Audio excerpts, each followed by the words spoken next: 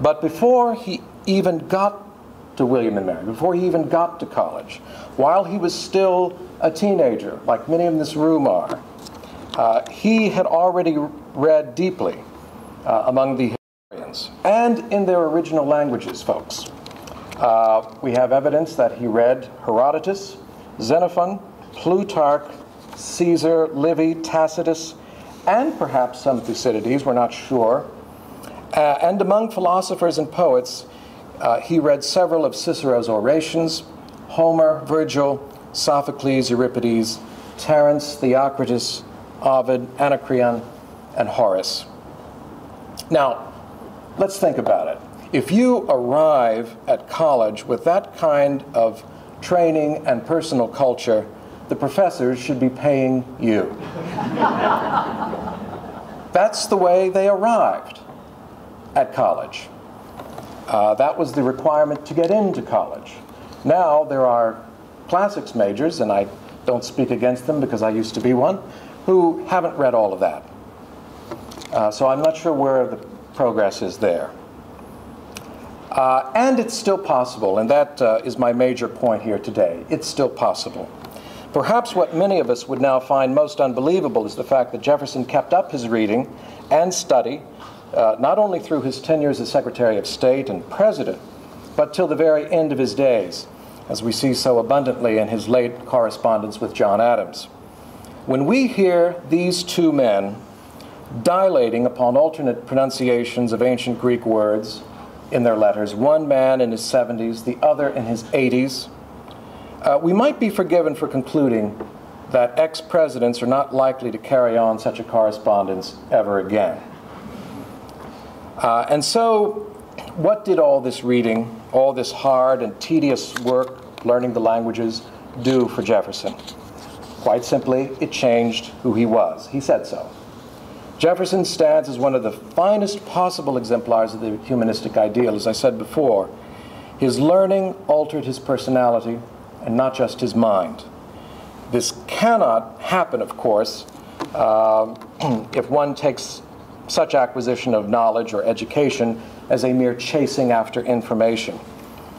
Because it's not information that's wanted. I think Jefferson would shudder at the idea of information in the sense of self-sufficiency, that that's all we need. No, that's not all we need. We need understanding. We need comprehension. We need to digest it. We need to make that knowledge a part of who we are, not simply something that we can put on a database in our computer and call up with a few buttons. That is not culture. That is not education. That's collection and nothing more. We need a broad and far-seeing grasp of human nature and human life, not as we hope it would be exactly, but as it has been lived through the millennia. Classical antiquity, served up for so long in and out of colonial classrooms, altered and enhanced the American mind, and in just this way. Jefferson once said to someone, "I was bred to the law, and that gave me a dark view of humanity. Then I read poetry to qualify it with a gaze upon its bright side, and between the two extremes, I have continued through life to draw the medium." Now this, ladies and gentlemen, is the tone and tenor of a humanist's mind. Acutely aware of its shortcomings, its weaknesses, its temptations, it nonetheless strains toward both idealism and hard reality.